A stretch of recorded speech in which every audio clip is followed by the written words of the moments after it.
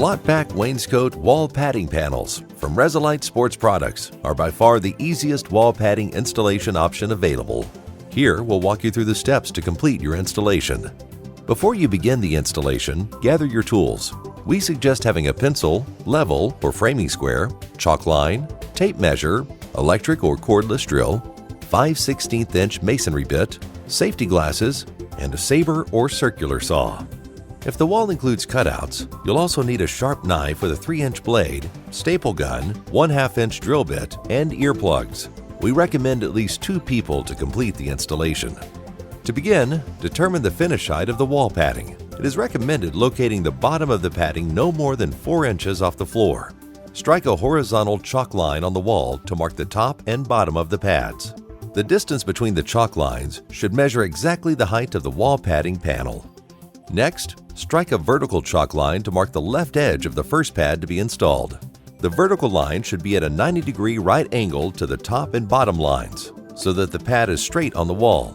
If the first pad is not straight, the rest of the pads will not be straight on the wall. Now you'll prepare to drill into the wall. Position the top edge of the provided 2-foot template along the top chalk line, ensuring that the short edge is also aligned with the vertical chalk line. Use the provided 3/16 inch masonry drill bit to drill through the template and into the wall to affix the slot-back mounting hardware as indicated on the template. Repeat this step for the bottom mounting hardware. Insert the provided 1/4 by 1 3/4 inch Tapcon screw through the center hole of the mounting hardware. Carefully drive the screw into the wall and tighten until the fastener is snug against the wall. If you over-tighten the screw, use a 5/16 inch masonry bit to re-drill the hole and insert the provided lag shield. Then install the mounting hardware.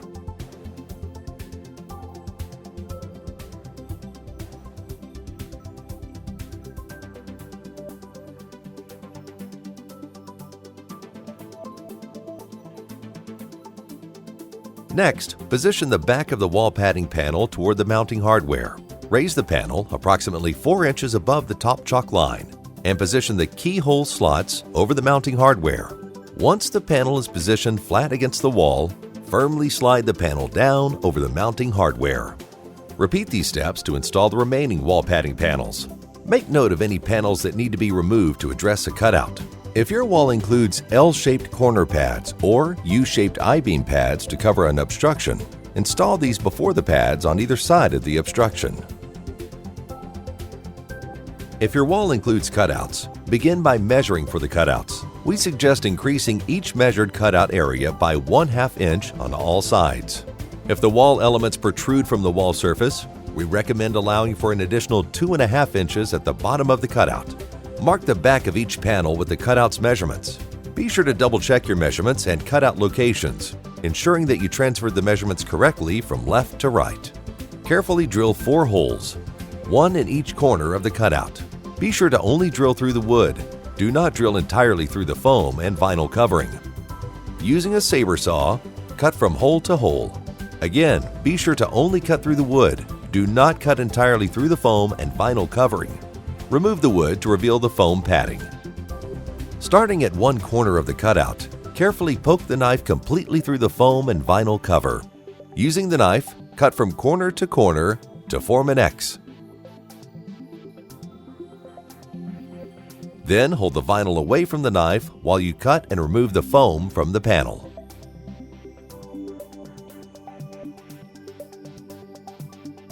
Resilite will provide welting, a pre-made vinyl strip, to help you create a finished, aesthetically appealing cutout. Measure each side of the cutout to determine the total length of the welting that is needed to cover the entire exposed cutout. Add 1 inch to the total length. Set the welting aside for now. Next, determine if the vinyl coating on the back of the cutout reaches the wood on the back of the panel and gives you enough room to securely staple the vinyl to the wood. Small cutouts often require an extension of the triangle-shaped vinyl tabs with additional vinyl. If the vinyl covering does not reach the wood back, lengthen the vinyl by creating a tab. Using some of the extra provided welting, cut tabs to extend the vinyl triangle so that it will reach the back of the panel. For best results, apply vinyl adhesive to both vinyl surfaces to be joined. Then glue and attach the vinyl and staple the extended vinyl tabs to the wood. Repeat these steps until each tab is secured. With the measured and cut welting strip, dry fit the welting to the inside of the cutout to ensure it reaches all the way around with approximately 1 inch of overlap. Apply vinyl adhesive to the back side of the welting and around the inside of the cutout opening.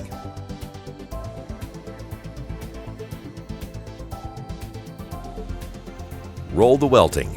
Begin by placing the rolled welting flush with the top of the cutout opening, keeping the hemmed edge flush with the front face of the panel. Carefully work the welting completely around the inside of the cutout. Apply adhesive to the back of the 1 inch overlap and hold in place until secure.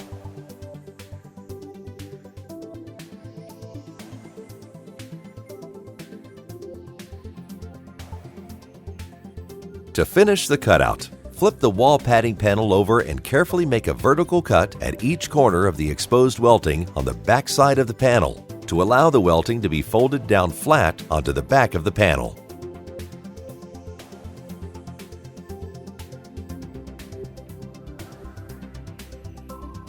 Staple and trim the excess vinyl.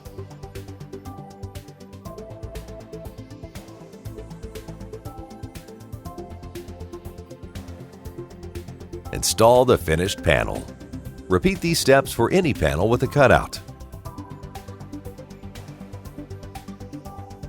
Your finished wall padding will look great and provide protection for years to come.